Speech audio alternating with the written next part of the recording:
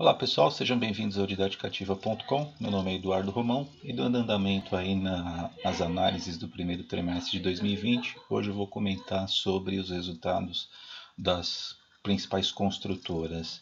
As construtoras e incorporadoras, elas são tantas que eu vou fazer em duas partes. Essa primeira com essa quantidade de empresas e na sequência vocês vão ver as demais empresas. Então, começando aqui, como a gente já viu nos vídeos anteriores, a gente vai começar falando do lucro ou prejuízo do primeiro trimestre comparado com o primeiro trimestre do ano de 2019.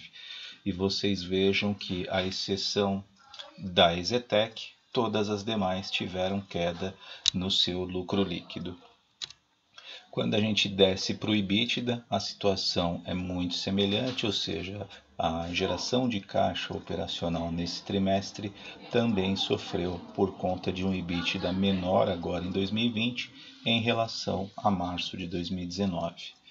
Quando a gente desce para a receita, ou seja, tudo aquilo que foi efetivamente vendido nesse primeiro trimestre, por incrível que pareça, a situação muda um pouquinho, por quê?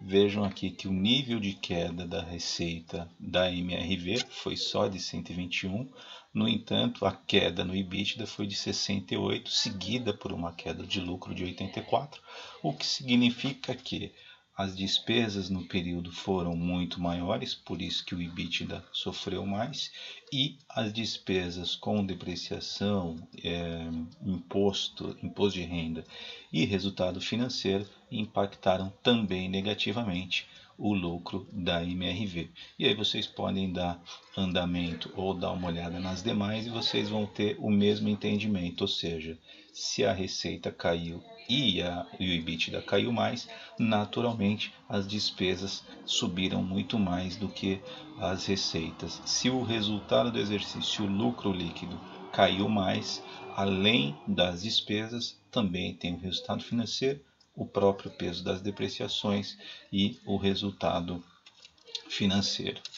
Olhando agora para o fluxo de caixa, a ideia aqui é sempre a gente falar da parte operacional da empresa, seja do ponto de vista de resultados, seja do ponto de vista de caixa, e aí a gente vê que todas elas tiveram uma geração de caixa operacional nesse período de março de 2020 negativa. E por incrível que pareça, a maioria delas também teve um impacto positivo no fluxo de caixa de investimento, o que significa que ou venderam seus ativos, alguns dos seus ativos, ou fizeram resgate nas aplicações financeiras que já tinham feito de períodos anteriores. E por último, a questão do fluxo de caixa, o fluxo de caixa de financiamentos. Quando é positivo, a empresa está captando dívida, quando é negativo, a empresa está pagando dívida. Lembrando que aqui na linha de financiamentos entra também aporte dos sócios e também o pagamento de dividendos para os acionistas. Finalizando, agora a gente vai para a parte de balanço, na parte de dívida e de ativos totais, para a gente identificar quais são as maiores em termos de dívida, quais são as maiores em termos de ativos totais. Nessa primeira parte do vídeo, como a gente está falando das construtoras, a maior do setor é a MRV. Vejam que ela tem 16 bilhões de reais em ativos, seguido bem de longe pela Iven com 5 bilhões de reais. E aí o terceiro, quarto lugar, Direcional 4,8, EZTEC 4,3 e Gafisa 2,5 bilhões. É isso, pessoal. Espero que tenha sido claro, espero que tenha sido objetivo. A gente se vê nos próximos vídeos. Dá um joinha se você gostou, dá um dislike se você não gostou também, até para a gente ter uma percepção aí da qualidade do vídeo.